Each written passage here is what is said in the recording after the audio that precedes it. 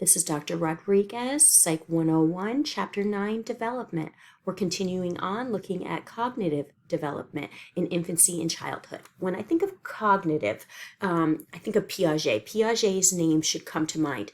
Piaget offered a stage theory of cognitive development. He said that we learn about the world through interacting with it. Infants, they learn about the world through their senses by putting things in their mouth, tasting it, touching it, and getting into stuff, motor abilities. In preschool years, we move into preoperative. We start to pretend, we start to talk, but we have some errors. It's all about our perspective. We're egocentric.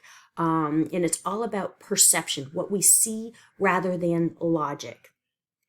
Then in school-age children, a child, they move into concrete operational. In this stage, they're more logical, but they can't think abstract. And then in teen years, they move on to formal operational. I'm going to play a video that will go over this a little bit more. But for now, when you think of cognitive development, you should think of Piaget. The sentence that I use to help remember his stages are, smart people cook fish for Piaget. Maybe Piaget's coming over for dinner. So, they're like, oh, fish has omega-3 fatty acids. Oh, let's, and those are supposed to help make us, smarter and able to think better. So smart people cook fish for Piaget. We're going to cook fish for Piaget to impress him. All right. So S, sensory motor, preoperative, concrete, formal. Again, I'm going to play another video. Now, Piaget is a stage theorist. He says that we learn about the world through interacting with it. Vygotsky came along and said, hey, it's not just us interacting with the world. We learn through social interactions, through getting assistance with others. Two terms that Vygotsky used was scaffolding, and that's if something's a big task, if we break it down into smaller tasks, then we are able to accomplish it. So we're able to accomplish it because the task is broken up. And zona proximal development means that when there's somebody next to us that's, cheering us on, giving us little hints or cues, our cognitive abilities are so much greater. So Vygotsky stressed that social interaction is needed for cognitive development. Now, in terms of language development, the sentence I use to remember that is, can babies with heavy teeth talk? So I imagine a baby with great big buck teeth, like so really big teeth hanging out of its mouth. And you look over at that baby and you're like, oh, can that baby even talk with those heavy teeth there? So can babies with heavy teeth talk? That will help you to remember the different stages of language development. C for cooing. Cooing is just vowel sounds. Babbling, B for babbling. Babbling is when you add on a consonant, so like da, da, da, da, da, da. W is word, so when you just say like cup meaning cup, or dog meaning dog. H for holophrases or hollow phrases. That's when a child will use one word to mean a whole sentence. So my son would, look at me and go, take. And that one word meant, will you pick me up? Or, he might have been like, cup? And that would mean, Mommy, can you get me a cup of milk? It was one word that means a whole sentence, is holophrases, hollow phrases. Telegraphic speech comes in about 1.5 years old. Telegraphic is when you use the least amount of words to get your point across. So a telegraph was way back before phones. And what they would do is they would send a message through words, but every word costs something. So they would leave out the unnecessary words like the, and just put the necessary stuff. So maybe a child would say, Daddy, go work? Instead of, is Daddy going to work? So telegraphic is just, saying the bare amount of words to get your point across. And then there's talking in whole sentences that will come later on. So can babies with heavy teeth talk? As coo, babbling, words, holophrases, telegraphic, and then talking in sentences. Okay, so cognitive development, another part of that is how by about 4 years old, we've acquired a theory of mind. Theory of mind is when we start to take on the perspective of somebody else. Really, before that, we kind of think that what somebody else is thinking is what we're thinking. So if a child takes away a little child before, age 4, maybe at 18 months or whatever, they're playing with a kid and they take away a toy out of the kid's hand and the kid starts screaming. They're just looking at that other kid like, why are you screaming? Because inside of them, they're happy they have the toy. They don't have theory of mind yet. They can't really take on the perspective of somebody else until about age 4. Theory of mind, you get that what's in somebody else's mind is something different than is what is in your mind. And there's a test to find out if somebody has theory of mind. It's called the false belief test or the Sally Ann test.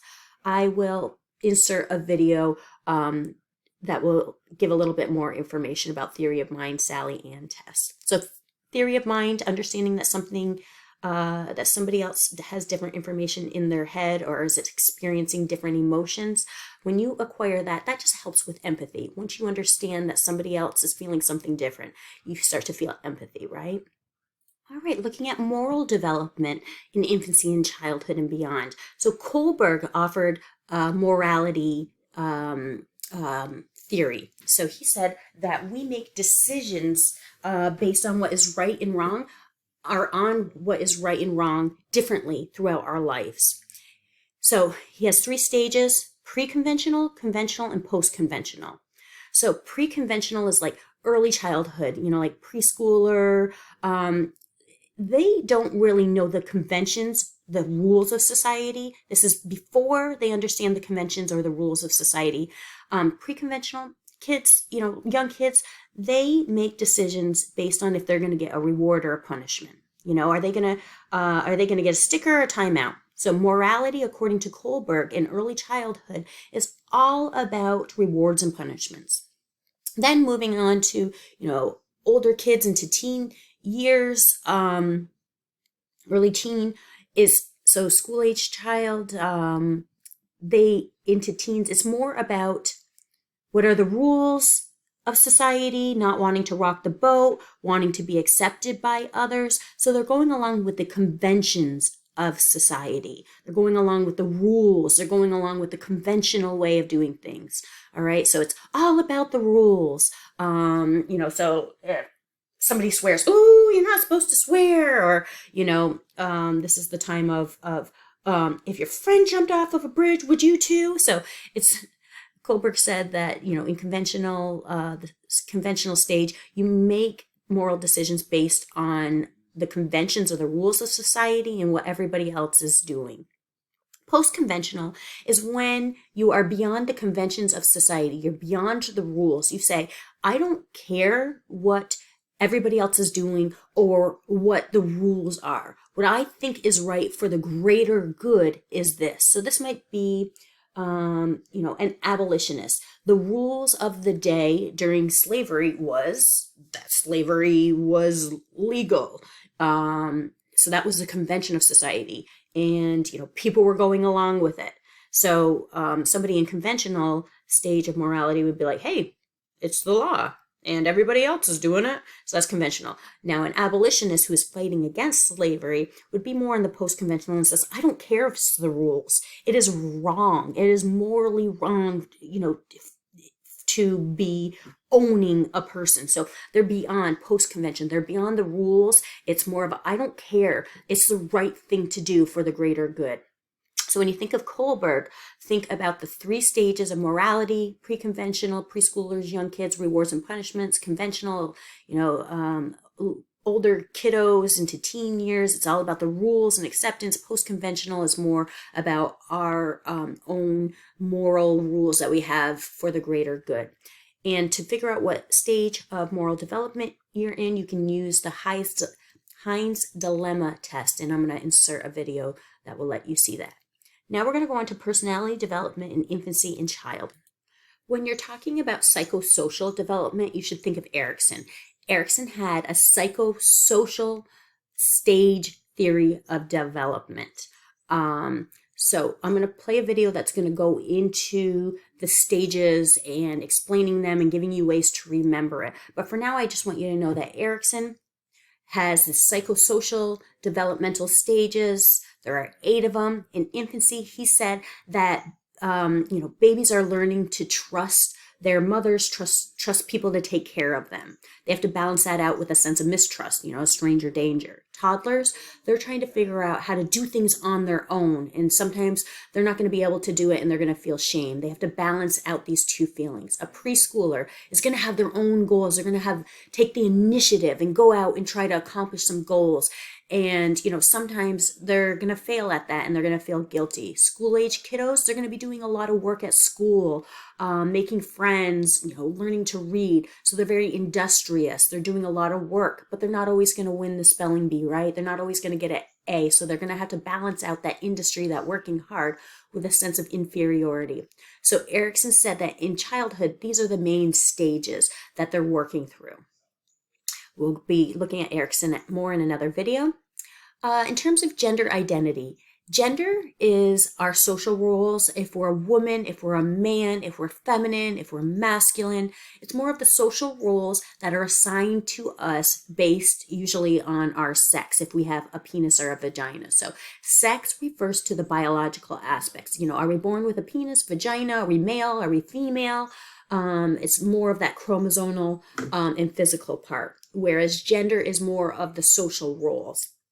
And little ones, usually by the age of 2, 3, they have an idea if they feel like they are a girl or a boy. They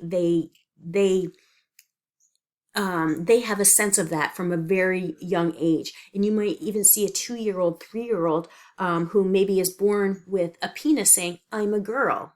And this isn't parents influencing them. Some people will say that. Actually, little ones have a very strong sense of gender very early on. They may understand they have a penis, but they feel more like a girl, and that society should treat them as a girl because that's how they identify. That's what they feel inside. Like, I have a vagina, I'm female. I've always felt like a girl. I've always felt like a woman. Nobody's questioned me about it. That's how I feel. And that's how it is for children at a very young age. Other parts of psychosocial development, so socio-emotional development in infancy, we need to talk about attachment. Attachment is this emotional bond that little ones have with their caregivers. And you can test the attachment with the strange situation test by Ainsworth, and I'll insert a video that shows that strange situation test.